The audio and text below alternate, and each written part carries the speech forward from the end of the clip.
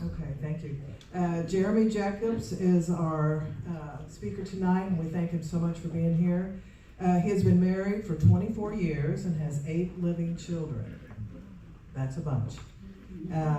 2 are in eternity as a result of miscarriage. 3 of his children are adopted. He stewards a small business and has been involved in the pro-life ministry for 17 years. He currently serves as the National Director of Bound for Life. We thank him for all the service he's given this country in the pro-life industry, business, and we want to welcome him here. Thank you.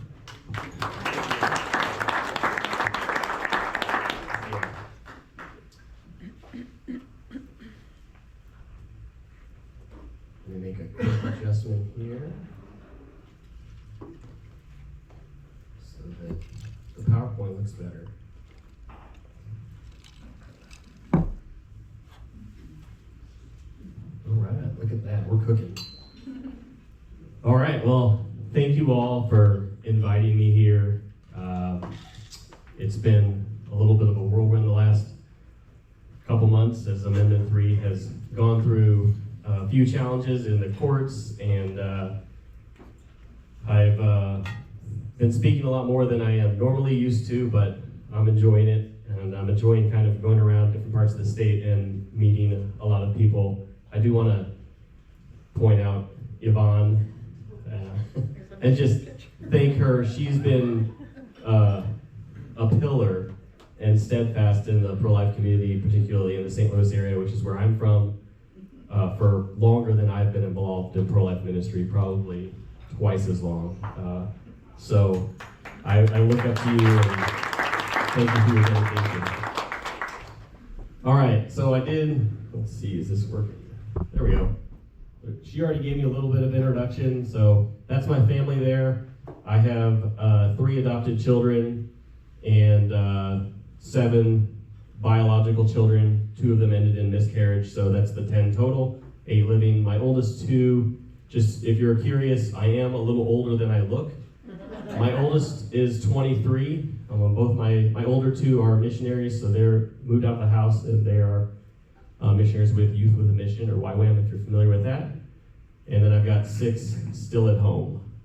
I do run a small business in St. Charles, Missouri, and I've been involved in pro-life ministry for 17 years, coming up on 20 here just in a few years. Hopefully we'll make it. Hopefully I'm still around. I'm going to move to this side just because am I out of the camera? Do I need to stay on this side? I'll stay on this side. You do what you want to do. All right, I'll stay right here. I like to move around a little bit sometimes. And so we started the St. Louis chapter of Bound for Life. I'll talk about that in a second.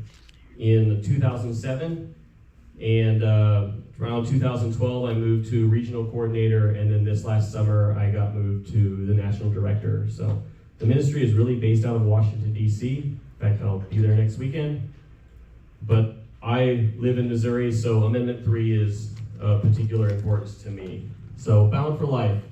We are the people that pray with the word life written on red tape and put it over our mouths. It was started in 2004 on the steps of the U.S. Supreme Court.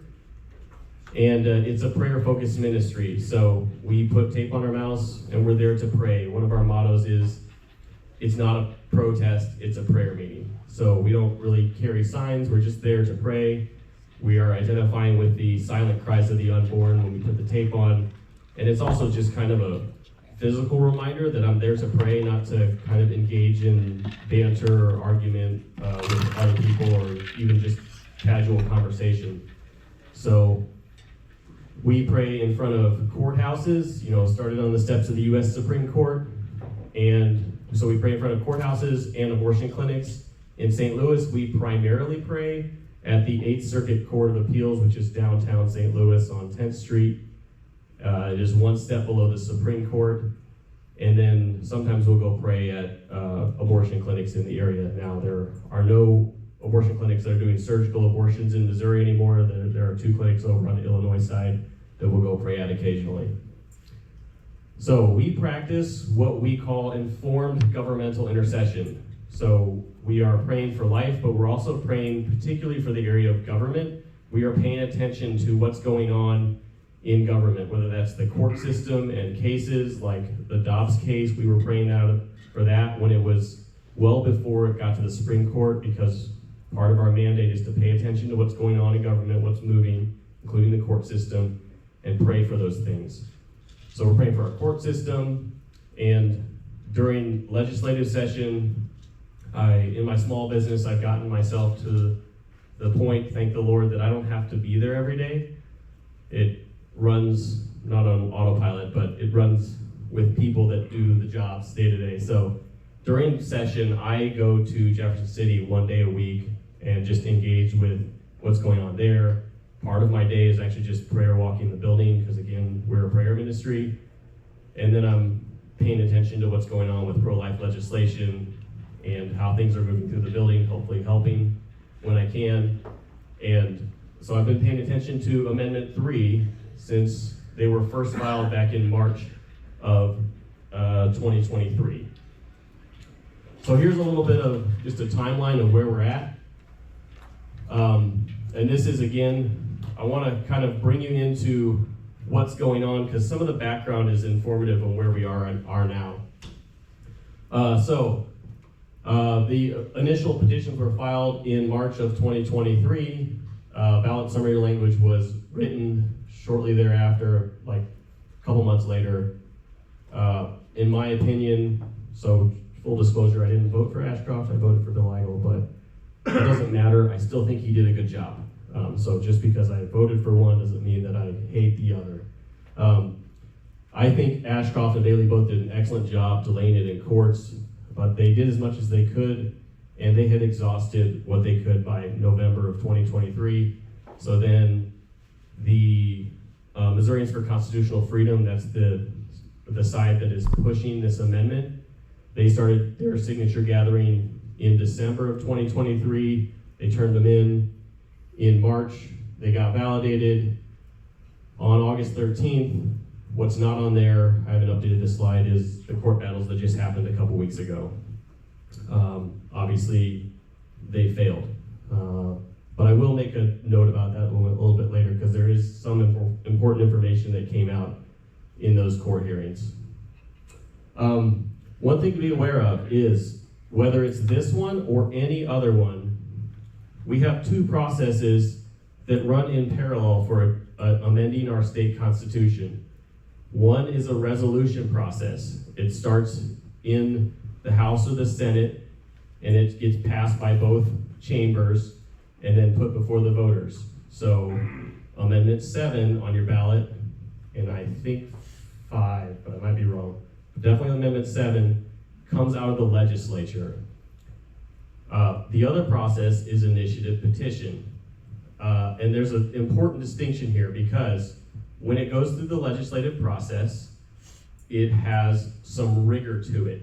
It has a public hearing in the House and a public hearing in the Senate, and debate on the House floor and debate on the Senate floor. It has to get passed by a majority of the legislature in both chambers. So it never goes to the governor, but there's rigor to the process and an opportunity to look for loopholes. It doesn't mean that they're perfect, because they're definitely not, and they pass things they shouldn't, but there is rigor to the process that does not exist in the initiative petition process. Initiative petition, in a very simple form, is someone writes language that they would like to see in our Constitution, they get enough signatures, and suddenly we're all voting on it. So there's no opportunity for that rigor of the process to ferret out problems in the language, loopholes in the language, unintended consequences in the language, or hidden agendas in the language that are intentional but aren't obvious, which is mostly what's in Amendment 3. So anytime, whether it's Amendment 3 or any other amendment, we, as the people of Missouri, should be looking at initiative petition-led amendments with an extreme amount of skepticism, because it lacks all of the rigor of the legislative process that a resolution coming out of our legislature has. We need to look at those ones too. We shouldn't be amending our Constitution as often as we do. But, so we are going to look at Amendment 3 with that extreme amount of skepticism. We need to be asking, essentially, what is the worst case scenario with the language? because before us, no one has. Like, there's been no legislature to ask these questions of what is the worst case scenario. So we're going to ask, what's the worst that could happen? On your tables, you should have a copy of the amendment. Unlike the marijuana amendment, it is only one page, not 43 or whatever.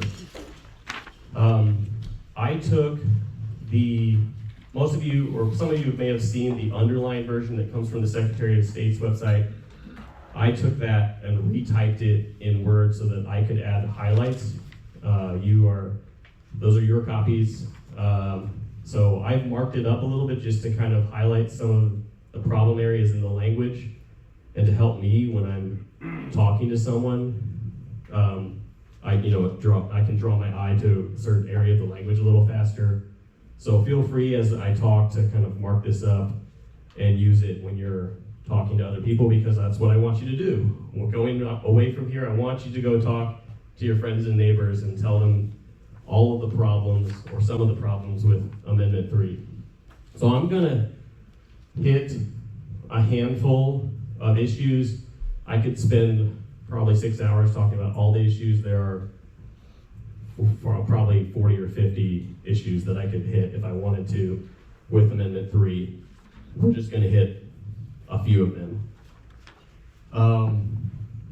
And so we're gonna ask this question, what's the worst that could happen? I am not gonna go chronologically through the language just because I think it flows better a little bit to jump around a little bit. So we're gonna start in section 5.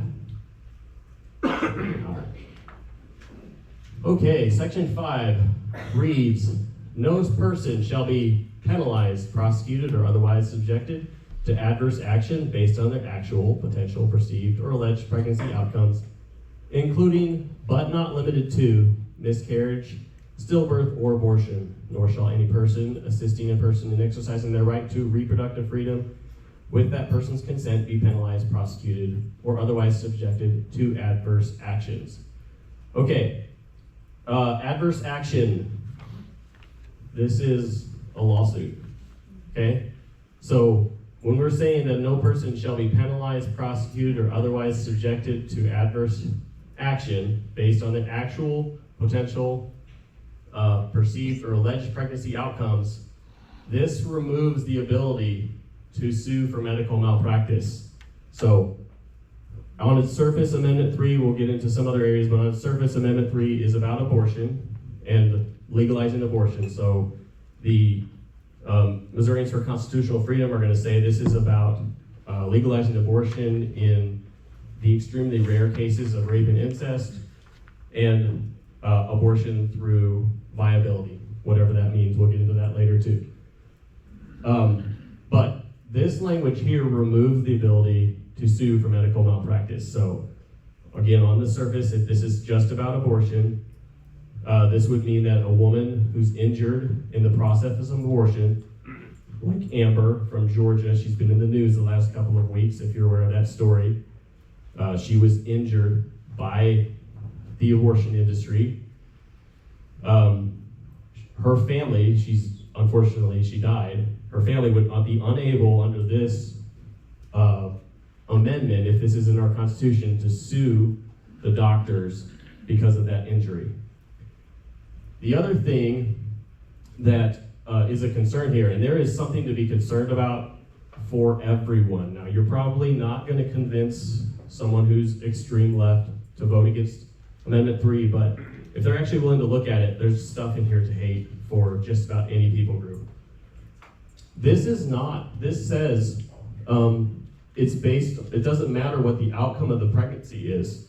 That's the way this language reads. It doesn't matter what the outcome of the pregnancy is. This means that if there is an intended live birth, but there's an injury in the process, let's say a woman is not at all trying to abort her child, and she has a cesarean section, and there's some sort of injury in that surgery, she wouldn't be able to sue her doctor, and it's not even the scenario of an abortion. Like, this language is not limited to just abortion. It's including but not limited to, and that's a key word, miscarriage, stillbirth, or abortion.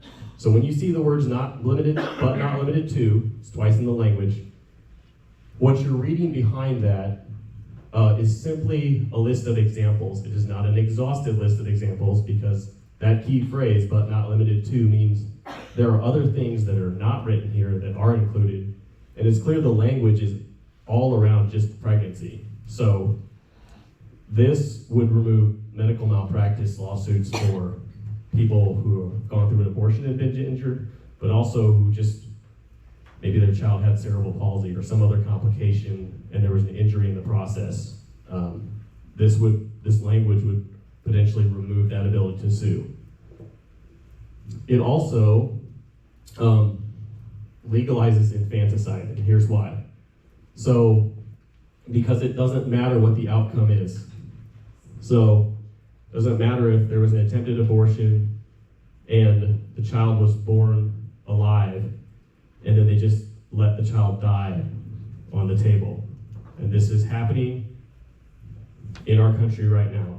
There are 8 documented cases in Tim Walz's Minnesota where this has happened while he's been governor, and then he made them stop counting. So we don't actually know how many cases there are, but before they stopped counting, 8 documented cases where a child survived an abortion attempt, and I think in 3 of those cases the child actually survived and is alive or was adopted. I don't know the end of those stories. And in 5 cases, they let the child die. So that's infanticide. That's in this language. All right. Section number 6. It's a little hard for me to read from that angle. The government shall not discriminate against persons providing or obtaining reproductive health care or assisting another person in doing so. Okay, so the word government, I'm giving you a little bit of instruction on how to read legal, like our laws. So when that word government is capitalized, it means there's an official definition. So if you go all the way to the bottom, there's 2 words defined at the bottom, fetal viability and government. So jumping down to the bottom, this is the definition for government. The state of Missouri, or any municipality, city, town, village, township, district, authority, public subdivision, blah, blah, blah, blah, blah. Okay, what it's defining is basically any sort of government within Missouri. So, when it says that the government shall not discriminate against persons providing or obtaining reproductive health care, let's talk about just the providing part of that. So the government, or any subdivision of government within the state of Missouri, cannot discriminate against someone trying to provide abortions. This means literally, I think you put it up there, yeah. Municipalities can't use business licenses, zoning restrictions from keeping an abortion clinic opening anywhere. That means HOAs can't restrict your next door neighbor from opening an abortion clinic in their basement if they want to, or a nurse deciding that they want to do abortions in the living room of their apartment complex, in their apartment building, or from a school nurse deciding they want to do abortions in the school, in the nurse's office. So particularly the definition of government mixed with the the limitation of government to discriminate against this process means abortions will be able to happen anywhere without restriction, and no government would be able to stop it.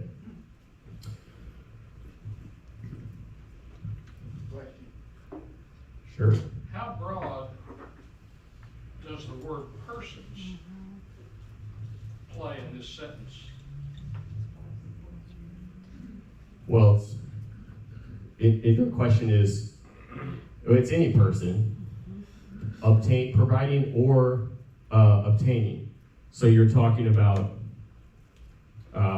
either the provider or the woman, if we're just limiting this to abortion at the moment, Okay. the woman getting an abortion.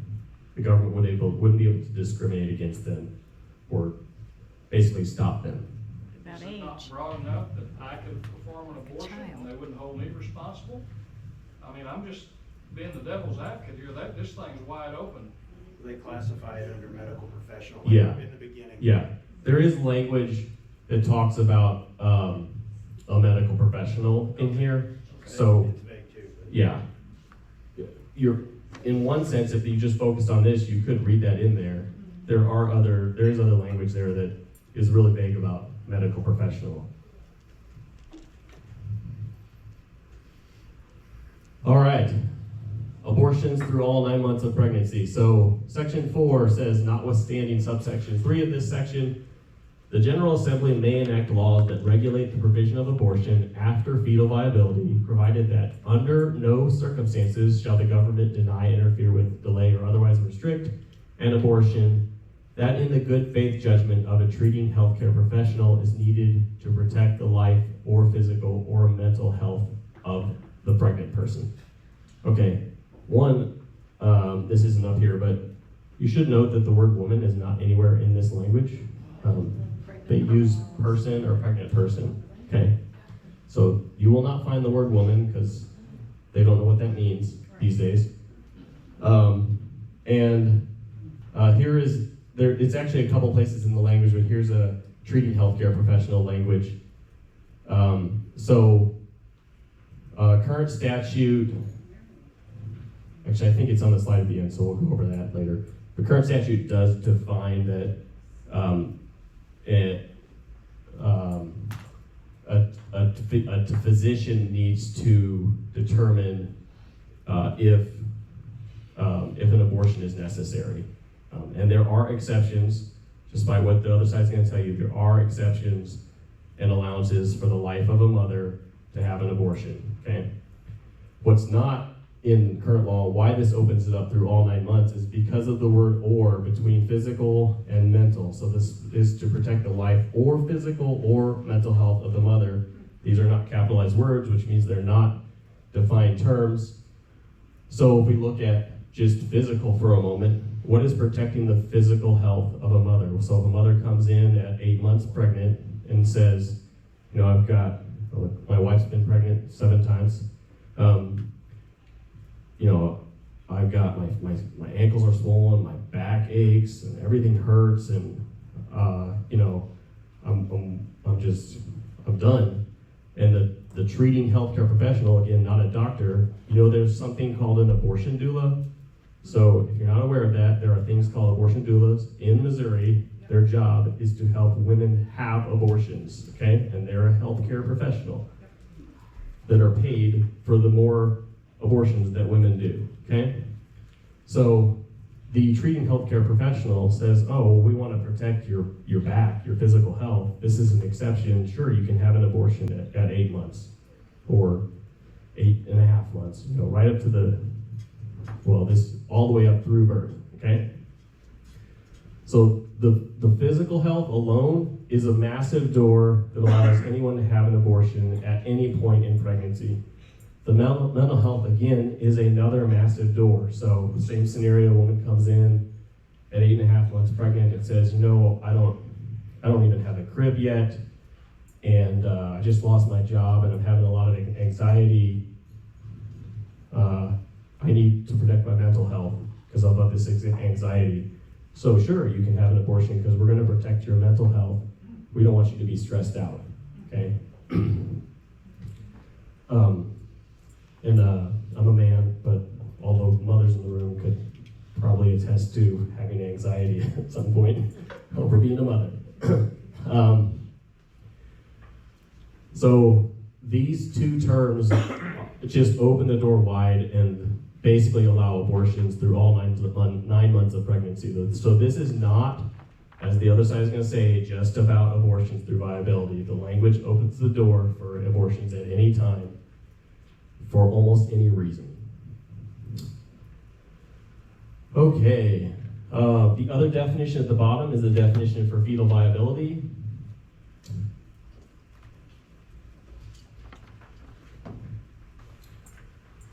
And it says, fetal viability, the point in pregnancy, when in the good faith judgment of a treating healthcare professional and based on the particular facts of the case, there is significant likelihood of the fetus's sustained survival outside the uterus without the application of extraordinary medical procedures. So, Medical measures. measures, yes, medical measures. So again, there is already an existing statute that defines fetal viability. It is not nearly this permissive. First of all, it requires a physician and not just a treating healthcare professional. So again, what is a healthcare professional? Is that the determination of the pharmacist that they think that the fetus, the baby, isn't viable at that point? Because this language is about determining viability. Again, at the end, what is extraordinary medical measures? We are asking the question, like, what's the worst that could happen? So what is an extraordinary medical measure? Is that oxygen after a baby is born? You know, premature babies need oxygen on a regular basis. And to me, that's not extraordinary, but who gets to determine whether that's extraordinary? Well, apparently any treating healthcare professional. So the definition here of fetal viability is at best extremely vague, and at worst another way to get abortion through all 9 months of pregnancy because of its vagueness.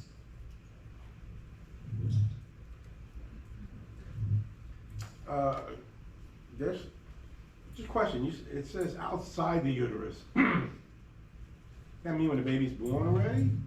Yeah, so it's asking, basically the question that is being asked is, the viability is determined when the treating healthcare professional believes that the baby can survive outside the womb. Like if it's jaundice, for example, they gotta cook a little under the light. Right. Maybe that's an extraordinary measure, Right. and so then, well, it's not viable, so we can go ahead and abort the child. After it's out? Okay, I mean, this is just out of control. Go ahead, I'm sorry. Well, yeah, on its surface, this is about someone making a determination before the baby's born because they're going to perform an abortion. Okay. Could it be? I don't know. You can look up, if you want, there is something called a 4th trimester abortion. You can look it up if you want, and it is what you think it is, okay?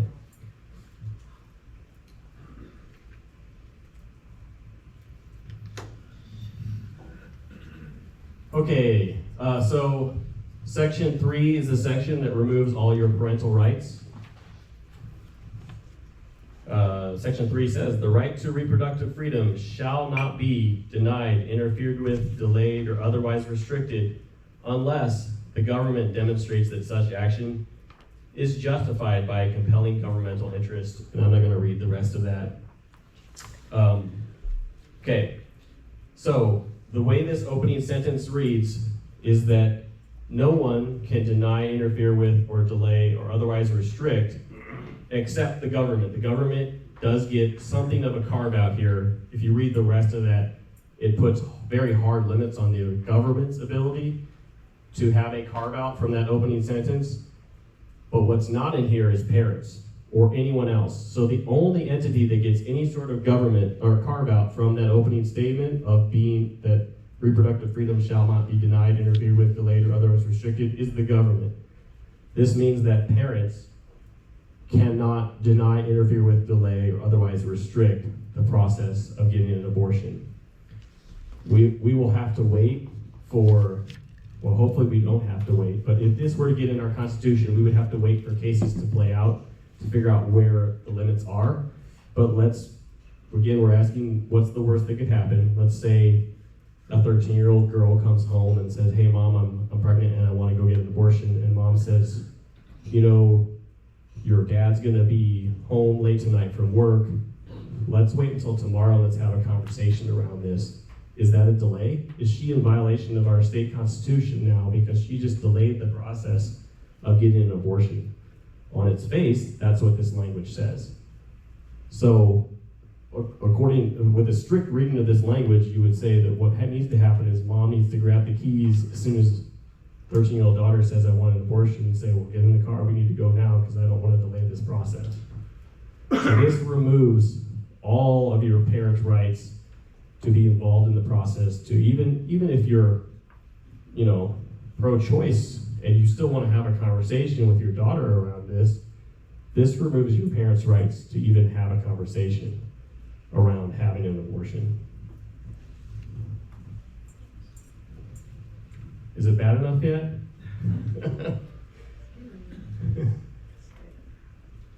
Okay, words have meaning. I'm flying through this a little faster than I normally do.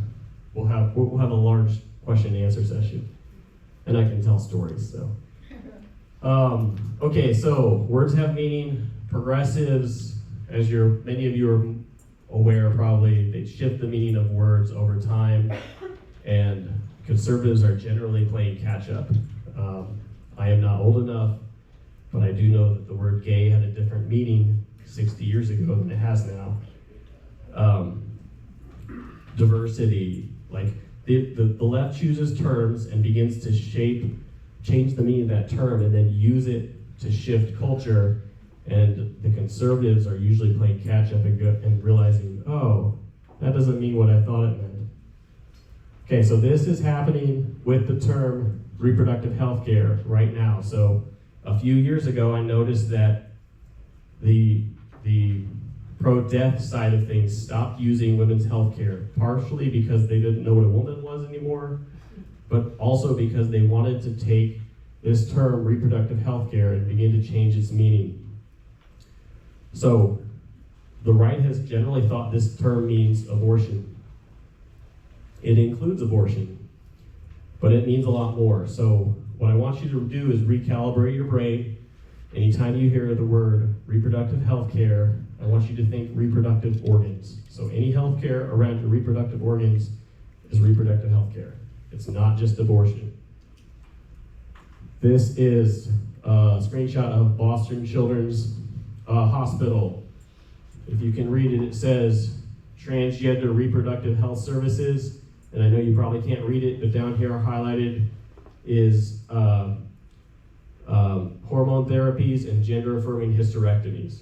Okay, so reproductive health care to the medical community is gender transition. So remember this language in the amendment doesn't say women in it anywhere, it says person. That's because this is about gender transitions as well. Here is the National Women's Law Center. Reproductive rights include bodily autonomy for trans and intersex youth. This is University of Chicago Medicine, just a few hours up the road, a few more hours now. I'm from St. Louis, so it's 2 extra hours from here. But trans care, their reproductive equity, this is a list of their services that are included in their reproductive health care, and again, same gender-affirming hysterectomies and hormone therapies. And then this is just an article, but you can, reproductive justice is trans justice. Trans justice is reproductive justice. Okay, but you can do a Google search or DuckDuckGo if you prefer, it's probably better. Search and just type in gender transition, reproductive health, and you're gonna get tens of thousands of results where the left is very clear that gender transitions is included in reproductive health care. The medical community is in full agreement at this. So what you will not notice, or what you will notice, is there are 2 terms defined at the bottom. What is not defined is reproductive health care. There is no definition. They could have added a definition for reproductive health care if they wanted to limit this just to abortion. They took the time to define 2 other terms. They did it intentionally, in my opinion, because they want to get gender transitions into our state through this amendment. So the implications for this are the same that we just went through for abortion. Loss of parental rights, loss of medical malpractice. So you could have kids transitioning last 2023, we passed the SAFE Act in Missouri. This would undo the SAFE Act. In the hearings for the SAFE Act, there was a physician that came and testified in public hearings that they can begin to transition children as young as 18 months old. okay? 18 months they can begin to gender transition kids. So this is no longer about the teenagers. This is 7-year-old Timmy going to the school counselor and saying, you know, I'm really struggling. You know, the other kids don't like me. And the school counselor convincing Timmy that maybe he wants to try being a girl. And then, you know what? Planned Parenthood will be here in the parking lot next week, and we can get you an appointment. We don't have to tell your parents, and you can start to transition. Was anyone paying attention to the DNC a month ago? Planned Parenthood has mobile units. Okay, they had one up at the DNC. They have mobile units. In St. Louis, there's a clinic that we used to pray at, the Planned Parenthood. They can't do surgical abortions anymore. They're still open. You know why they're still open? Because they issue gender transition drugs there. Planned Parenthood is quickly becoming one of the nation's largest distributors of gender transitioning drugs. They already have the pieces in play to literally run a mobile unit around to elementary schools and start to transition kids. If this is in our Constitution, it will start happening. We will have elementary kids and junior hires and high schoolers transitioning without consulting their parents. And then when they figure out when they're older that maybe that was a bad decision, no recourse under the law to sue for medical malpractice and for being led astray by the wicked people who are doing it. I worked with Senator Koenig this last session. We wanted to test whether or not this was actually an implication of what was going on in the language. So we wrote a simple bill that just in statute defined that reproductive health care does not include gender transitions. It had a longer description, but it was basically, we wanted to define in law that gender transitions were not included in the term reproductive health care. So we wrote a simple law, and really the goal was to see if the left came out and said, you're wrong, it does include that, and that's exactly what we got. So this is from public hearing, and I think April was late April when we had this hearing. This is a resident of Missouri. This is this man dressed as a woman, lives in Columbia, and this is a piece of their testimony. I edited this slightly to repeat the end just to kind of make the point. Actually, if I plug this in, will I get audio? Yes. Otherwise, you're not going to hear it.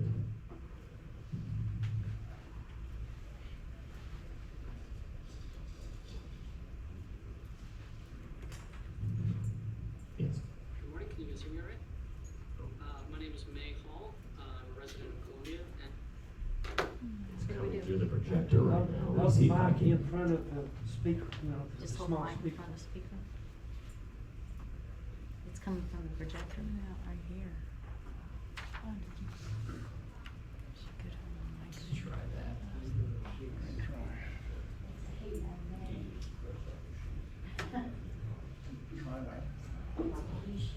It's a laptop issue. Good morning, can you guys hear me all right? My name is May Hall. I'm a resident of Columbia and a member of the trans community. First off, I'd like to start just by reading off the World Health Organization's definition of reproductive health care, because as has been mentioned before, words have meanings, and I feel we should get to the standard defined version of this one. That being, reproductive health is a state of complete physical, mental, and social well-being, and not merely the absence of disease or infirmity in all matters relating to the reproductive system and its functions and processes. When I hear the discussion of, oh, words have meanings, or oh, these are being offered under reproductive health care, the left is pushing it too far, it hasn't been pushed. This is just basic medical science that has been around for decades now. Reproductive health care does include gender affirming care. Reproductive health care does include gender affirming care. Reproductive health care does include gender affirming care. There it is. So the medical community knows that reproductive health care does include gender affirming care. The trans community knows it. Us on the right, we need to figure it out too. This language would allow gender transitions on minors without parental consent.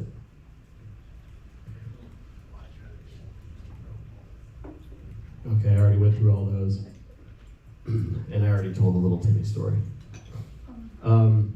This is from a Moms for Liberty event, I think 3 weeks ago. President Trump was there. It's not directly relating to Missouri, but I thought it was kind of interesting, so I threw it in here. And the transgender thing is incredible. Think of it. Your kid goes to school and comes home a few days later with an operation. The school decides what's going to happen with your child.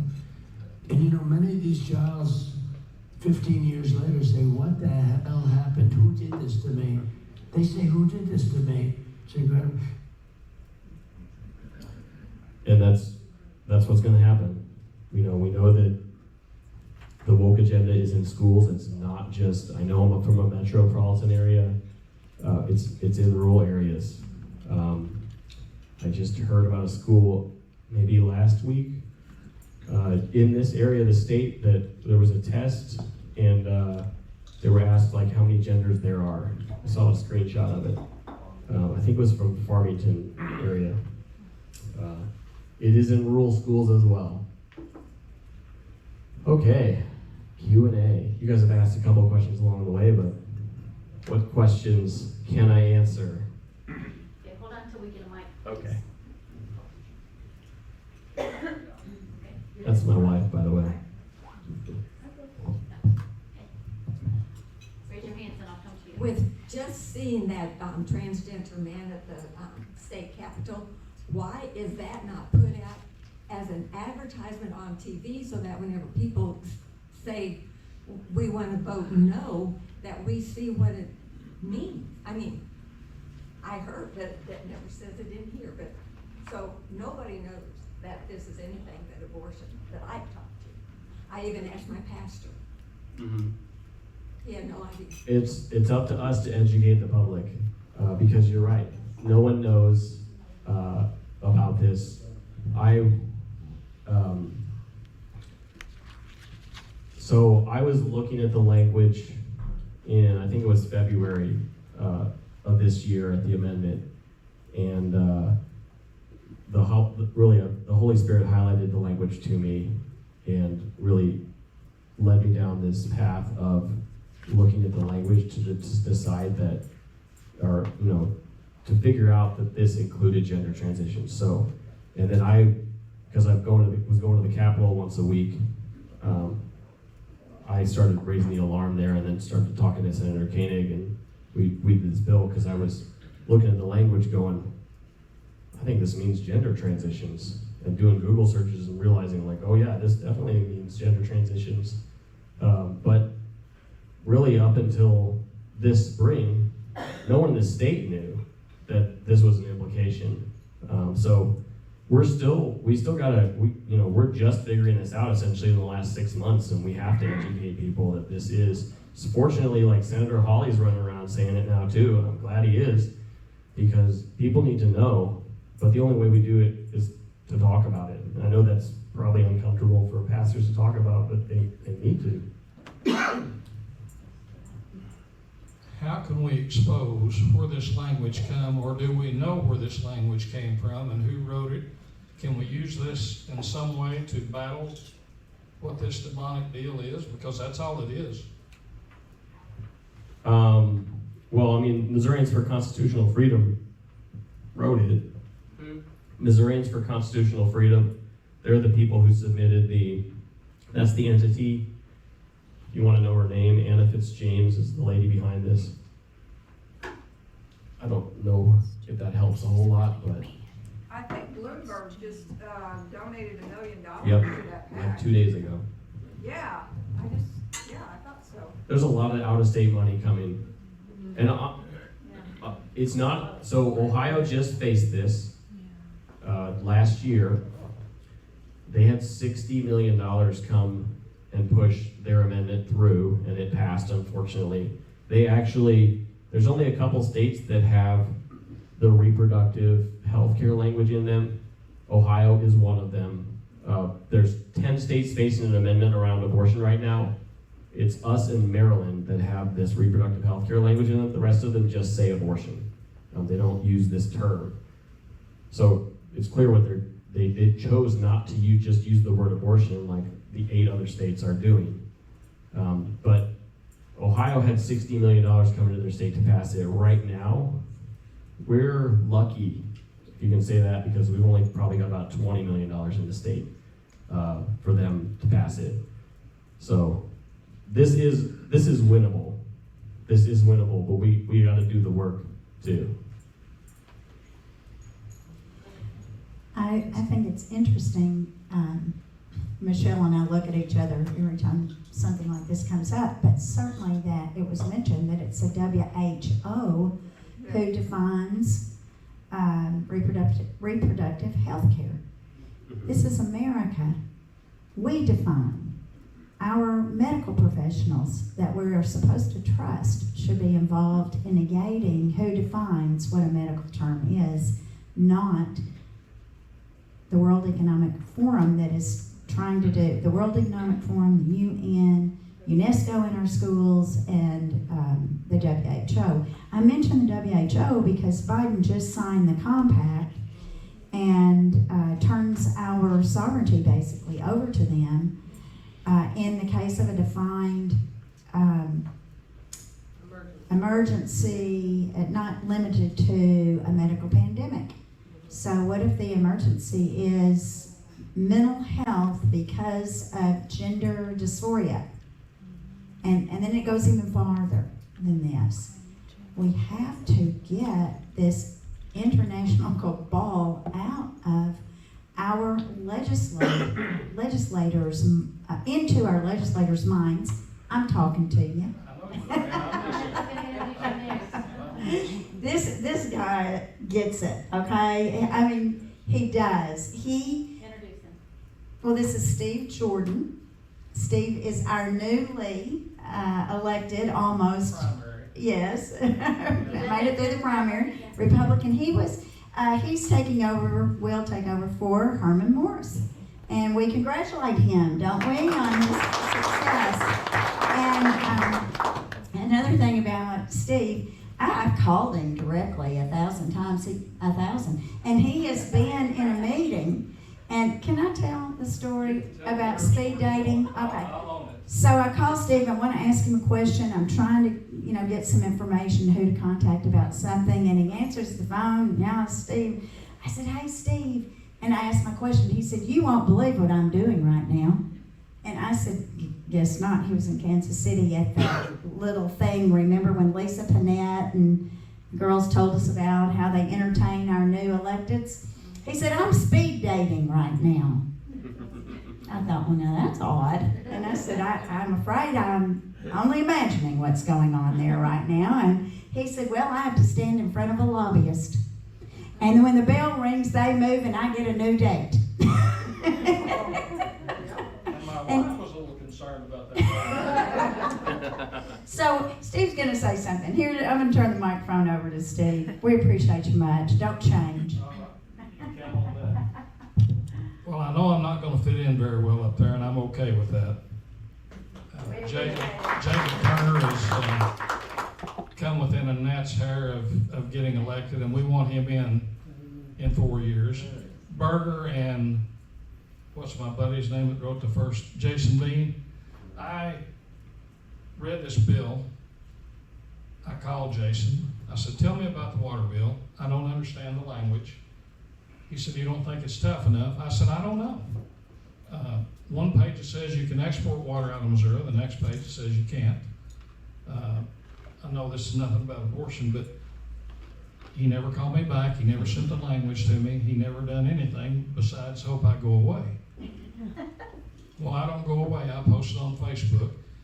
He still doesn't have enough nerve to call me, but he calls me out where Keith Elliott is, which is another good conservative gentleman that's going in. And they're not going to like us. We have 50 new guys coming in, close to 50, the largest freshman class in history. And I'm hoping 30 or 40 of them are like-minded, and we've got 30 or 40 or 50 or 60 more up there that will help us reel in people praying for y'all. We need it. I promise you that.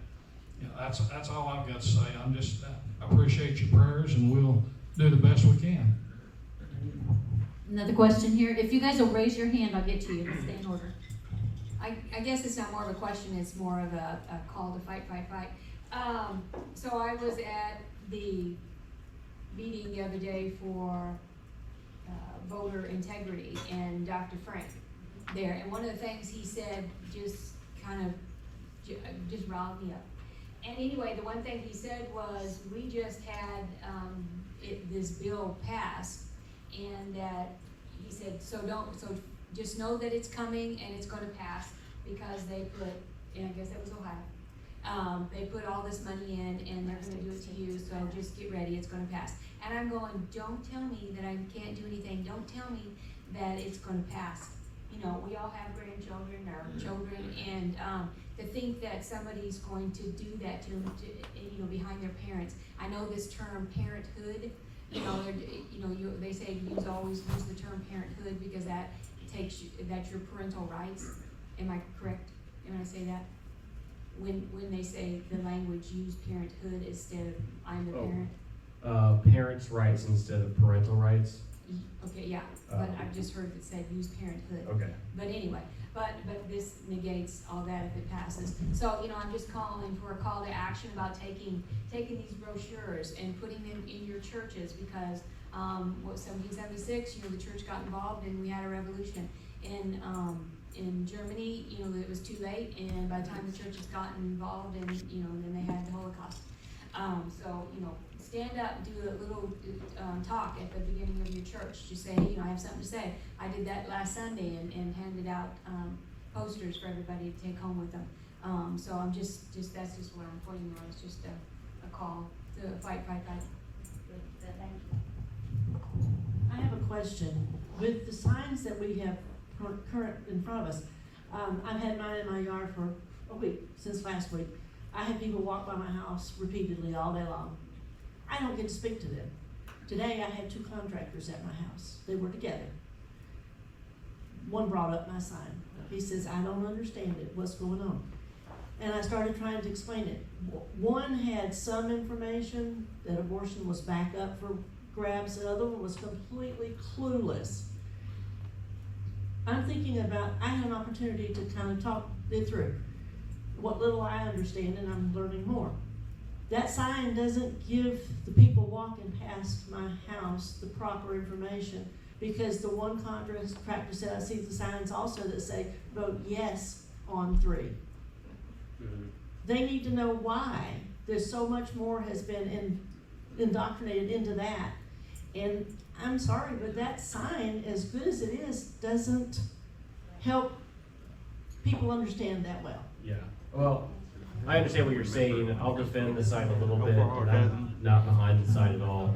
But you're trying to get the attention of someone who's driving by at 40 miles an hour, and they can't read a paragraph. And so really that's designed that you drive by, and it just kind of, you see that sign 1,000 times between now and November 5th, and it's just stuck in your mind that, oh, I need to vote no, because all my neighbors have this sign out that says I vote no. And so it's a little bit, what we want a little bit is just some peer pressure. People see the signs everywhere and they go, everyone in my town is against this, I guess I need to vote no, because they're not educated on what it is. So that's kind of what you're trying to do with the yard sign.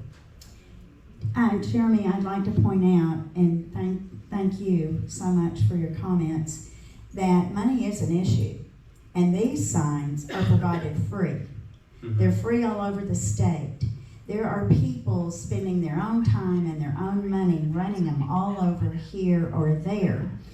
And so they're what we have, I guess, and they're what someone's willing to print and to donate. I think these are the Right to Life signs, are they not? Those are the Missouri Right to Life signs. Okay, so if you don't like those signs and you have a nickel or two, you can go to jodygrace.com, and she has ready art there.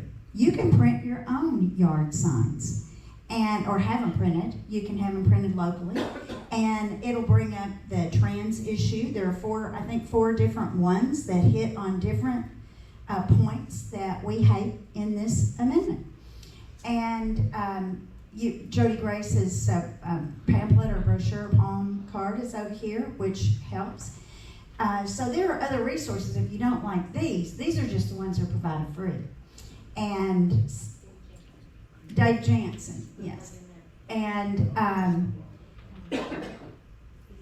I don't know who we donate to. We're trying to figure that out. That gets our message. Yeah, we're working on it. But that is part of the problem. That's what we have. But I Nobody can has. print up my own sign. If you have that bigger printer, You can print up, you can go to a printer, and I think you mentioned his name, he's a printer there in the area. Get your own signs printed. One thing to note, the people that have, so you said you saw a yes on 3 sign, someone said that?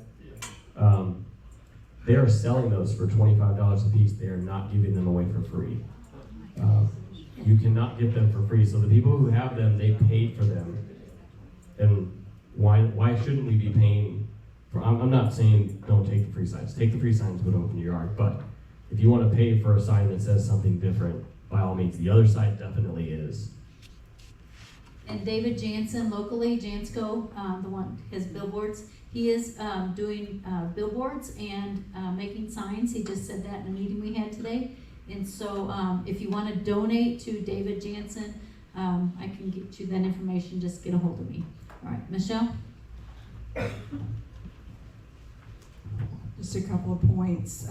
To your point about the message, something that I have found when I'm talking to people about this Amendment 3 is, believe it or not every person is on the same page in terms of abortion and that it's not right. So one of the points that I really stick with is the parental notification and the parental rights being removed as far as being notified. And I have put up my own billboard right out here at the corner of Kings Highway and Mount Auburn and Lexington, the big digital billboard at the big four-way that says vote no on 3, support parental notification. And so if you're talking to people, which even like at the SEMO Fair, I was working the Republican Central Committee tent, and people were coming in and they were talking to us about it, and every person that would come in, we would engage them and make sure that they understood that this is a big part of what they're pushing right now. You cannot believe the change in demeanor when a person sees you go from talking about abortion. In their mind, I think they're going, okay, but then you mention the parental notification and the light bulb goes off. So if you can't reach them through the abortion part, which is sad to think of, no matter how we have to tackle this to take this thing down, let's do it, whether it's, approaching it from a different way or different point. Number 2, we're talking about Keith Elliott. He's a personal friend of ours, and we had an opportunity to spend some time with him this last weekend. He's going to be going to the House. He's not fully been elected, but he doesn't have anybody competing against him, so he's a sure bet to go in. Jason and I, Jason has been lifelong friends with him. He's best friends with our brother-in-law. We spent a little time with him this last weekend, and he's a Christian man. He is salt of the earth, and he had no idea the background and all of this and what's going on with it. He knew that he was against it, but he couldn't articulate as to why. And so we had an opportunity to really educate him, and as a result, he is now going to his church, and he's going to try to show the 1913. I sent him the link for the 1913 project. If you haven't watched that, please, or 1916, sorry. If you haven't watched that, please check that out. We're working on having a showing for that at one of the churches, maybe another, depending on the turnout. So we'd like the whole community to come out and watch this. It talks about the beginnings of, Planned Parenthood, Margaret Sanger, her connection to the Nazis, all of that and more. And so the only reason I'm saying that about Keith is he's in a whole other area. He's not even here. He's not in our county. He's in a different district. But if you have connections out there in other places, try to work those as well. We don't have to stay within our bubble here. So thanks. And I'm sorry, Andrew, you had your hand up for a while and I went right on past you. So my apologies. And then I'm going to move on. All right. I think it'd be defeated, but excuse me. But you have to take a different tactic. No one's talking about the negative economic impact it has in the state.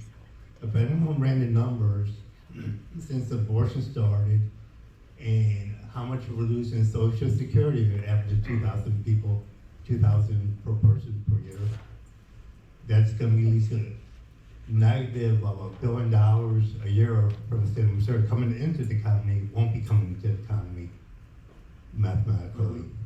And then the other part, no one's talking about the negative impact it's going to cause the people who have these abortions and is transgender, the mental health issues you're going to have, and how it's going to affect them in the workplace, which will help bring the production levels. Just saying, I think we need to change maybe tactics. Yeah, there's, like I said, there's a bunch more reasons than what I covered on the negatives of this amendment. One of the big ones is taxpayer funding for abortions. That's in there. We didn't cover the language, but that's in there.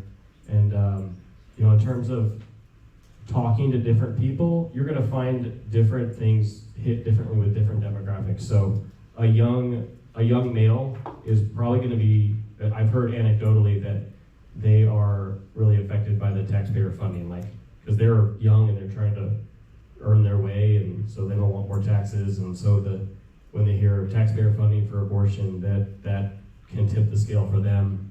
Women are concerned about abortions through all 9 months of pregnancy. I would use that phrase. That phrase has been focus group tested. All 9 months is the best phrase to use. You can say, to full term, abortion through full term, but the all 9 months phrase has been focus grouped and is apparently the best term to use if you're talking about this. That's the greatest impact. Women are affected more by that argument, and the rights of the parents, obviously those apply more to parents. College-age kids aren't going to care too much about parents' rights. And middle-aged men are affected by the transgender angle more. So, you want to know a number of things about this and why it's bad, and then kind of focus what you say to the person you're talking to. So. I just have one more question. All right. I know you want to move on, but I get this a lot as, but what about the, this rape or incest? Yeah, And I so- know that's a very, very small percentage. Yes, okay, so this is countering the arguments. Thank you for segueing into my next slide. Okay, so you're gonna hear this is about abortion, but this is about miscarriage care. Miscarriage care is already taken care of in statute. This is 188.115 subsection 1A, actually it's B. The intentional termination of a pregnancy of a mother by using or prescribing any instrument, device, medicine, drug, or other means or substance with an intention other than to increase the probability of live birth or remove a dead unborn child. So the definition of abortion does not include procedures that have the intention of increasing the possibility of a live birth or removing a dead unborn child. Miscarriage care is not illegal in Missouri now, and this amendment would change nothing about miscarriage care in our state. It's already covered in our statute, so that is a false argument that somehow this is going to allow miscarriage care. I mentioned my wife has had 2 miscarriages. One of them happened under our existing law that passed in 2019. So the law that passed in 2019 that was our heartbeat bill and contained the trigger clause that made us the first state in the nation to become abortion-free. That law passed in 2019. she had a miscarriage under existing law and everything was fine, because miscarriage care is happening right now in Missouri. And if it weren't, if women were being injured or dying because of our existing law, it would be the first 3 pages of the Kansas City Star and the St. Louis Post-Dispatch. Like, the news media would cover it to no end. And they're not, because it's not happening. Okay, the other argument you're hearing is that this is, that our law doesn't provide for life of the mother and that women are going to die because of our existing law. This is 188.030, subsection 1. It says, except in the case of a medical emergency, no abortion of a viable unborn child shall be performed or induced unless the abortion is necessary to preserve the life of a pregnant mother whose life is endangered. Okay? So there's already an exception in existing law if a mother's life is truly endangered for an abortion. So we talked about those exceptions earlier with the word or and physical and mental. Those are entirely new. What is currently in statute is that women whose life is truly endangered can have an abortion. Okay? Those are extremely, extremely rare. There's almost no, I'm not a doctor, but in my research, there's almost no medical situation where an abortion is actually the right procedure to save a life. If particularly a late-term abortion. A late-term abortion is a 2 to 3 day procedure. If a woman's life is actually in danger, no doctor is going to be like, hey, let's choose the thing that takes 3 days to do instead of going into surgery now and taking care of that. Okay, so abortion is really not the right procedure if a woman's life is actually in danger. And then, you know, the percentage of rape or incest is like 0.0. I'd have to look them up. That's what people throw at you right away is, oh, what about rape or incest? Yeah, I've seen it as high as like, I think 1.8%, but depends on who's taking the numbers and how they count them, like ballots.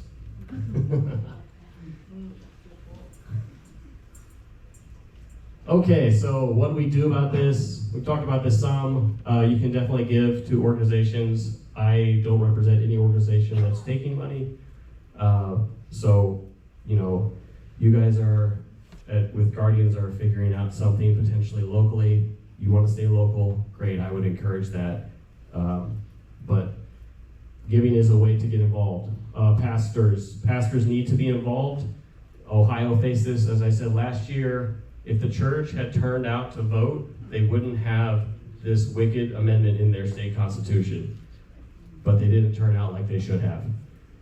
Pastors need, really in my opinion, to be saying something from the pulpit. I'll even go as far as saying that if you're in a church and your pastor's unwilling to speak about this, prayerfully, you need to consider finding a different church. I'm just putting that out there. Okay. Talk to your friends, your family, your neighbors. Talk to your coworkers. I know abortion's a fun topic to talk about at work, but this is that important. This is the lives of our children, both unborn and born. Like, we may not have, this might be the most significant issue we face as a state since 1860. Like, it's that serious and that big. It's bigger than, you know, the top of the ticket. I talk to people who are like, I don't know if I can vote for Trump. Great. Don't vote for Trump. Leave that blank if you want. Go vote no on Amendment 3. It's that important. It's more important than the top of the ticket. Okay. I'm not saying the top of the ticket isn't important, but if you're talking to someone who's not happy about what's, you know, their top two choices, okay, vote no on Amendment 3. Yard signs, those are hopefully coming in the next few days. You guys already have some, great. In my area, no one has them and everyone's clamoring for them. I have one in my yard. I could probably sell for $100 if I wanted to. I'm not going to. Push pieces, if you guys, it sounds like no one's really actively campaigning. In my area, there are active campaigns because there's an actual competition still past the primary. Those campaigns, you know, if you're door knocking, carry a Amendment 3 no card with you while you're door knocking for the candidate as well. And then pray. You're fine. Okay, this is my favorite story to tell probably. Okay, so I mentioned our law in 2019. That law, so what happened is in December of 2018, Governor Northam, this actually was just in the news again for some reason. I think it was something that said at the debate. Governor Northam, governor of Virginia, was on a radio program and was asked what would happen if an abortion failed and the baby was born alive, and he advocated for infanticide on live radio. So, you know, maybe we should just let the baby die. Well, what happened was the legislative session that next year, there was a massive move across the country for heartbeat bills. And so I think 9 states ended up passing a heartbeat bill in 2019. So that happened in Missouri in March-ish, early March. It was House Bill 126. It passed out of the House. And like I said earlier, we pay attention to what's going on in legislation, and we pray for those things. So I was watching, our legislature, watched it pass out of the House in early March, and then it just got stuck in the Senate. And it wasn't moving, it wasn't even out of committee. And I was watching all these other states pass their legislation. I think we were actually the first state in the nation to pass a heartbeat bill out of one of our branches, our House. So we were the first one to really get it moving, and then it got stuck. And then I watched all these other states pass heartbeat bills and their governors sign it. And I'm just getting frustrated that our supermajority Senate's not doing anything.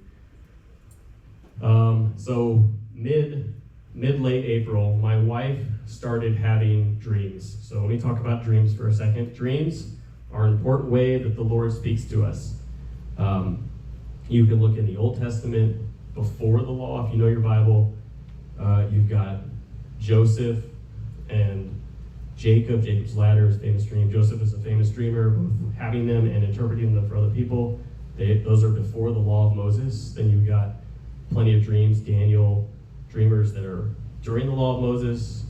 You've got Joseph, the father of Jesus, who has a dream to hightail it down to Egypt. And dreams are often actionable. Sometimes they're foretelling, but sometimes the Lord expects us to do something with dreams. So Joseph, the father of Jesus, earthly father of Jesus, the Lord could have sent a Roman guard to protect Jesus if he wanted to.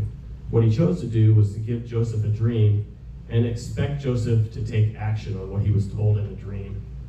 So we pay attention. My wife, my family pays attention to dreams. Our Bound for Life as a movement, we pay attention to dreams. So my wife started having a series of dreams. In the dreams, she was pregnant and unable to deliver the baby. She had to make some sort of position. She was basically right at birth, but not able to birth the child.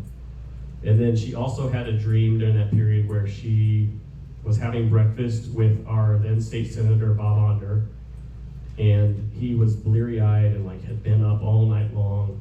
It was just exhausted, and that was kind of the context of the dream was, he had been up all night long. At the same time, she started waking up between 4 a.m. and 5 a.m., which is not a normal hour for her to wake up. So we went to some friends who we, toss dreams around with and try and figure out. So the meanings of dreams aren't always obvious. What is the Lord saying? And what we felt like the Lord was saying was that this was about HB 126 and it being stuck in the Senate, and we needed to get up and pray between 4 and 5 a.m. for the last 3 weeks of session. So we did that. We gathered a team of 8 people, and at 4 a.m. we would get up and pray between 4 and 5 a.m. for the passage of HB 126. 4 a.m. is not a comfortable hour to wake up. Because when you're done at 5, and then your alarm clock goes off, it's going to go off at 6, you're not going to get good sleep for an hour. So that's what we did the last 3 weeks of session. The second to last day of session, it finally got out of committee and got to the Senate floor, and I'm at work and I'm listening to the live stream of the Senate floor and their filibustering, and I'm driving home and listening, and my wife's listening at home, and then we're eating together, eating dinner as a family together, and listening to the Senate live stream, which, if you've ever listened to a filibuster on the Senate floor, it's not exciting radio. Yes, It can be. sometimes. Depends on who it is. Yes, I think I was listening to, during that period, I think Senator Koenig got up and read Dr. Seuss. It was riveting. So we're listening, and then put the kids in bed, and we're still listening, and it's going past midnight. And something shifted. I don't know exactly what shifted, except prayer. Like, we were listening and we were praying that whole time. And something shifted in that 2 to 3 a.m. hour, and suddenly things started moving. And we were also watching Twitter feeds from Senator Onder, Cindy O'Loughlin, who was part of the Conservative Six at that point,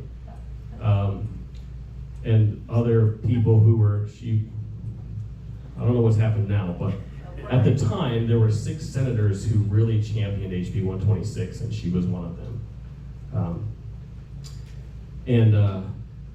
Paying attention to their Twitter feeds and what they were saying, and again, praying into those things. And wouldn't you know it, they finally got it to a vote, and it was announced passed at 4:01 a.m.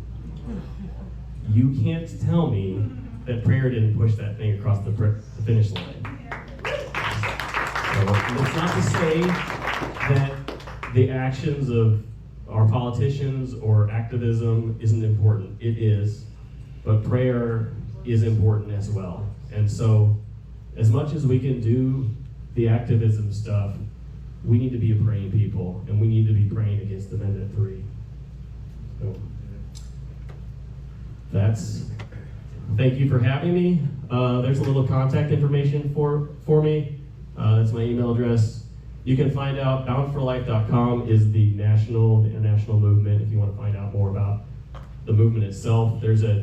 We have a chapter in St. Louis, there's a chapter over in Kansas City, and there's chapters all across the country.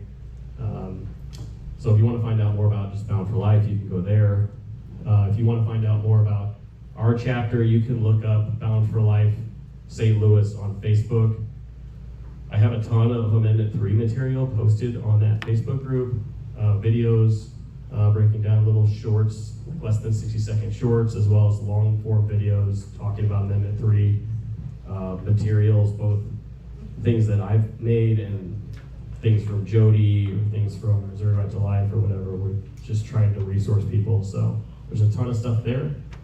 I personally am on Instagram and X. If you care to follow me, you can just look up Jeremy Jacobs. So thank you for having me. Thank you for your time.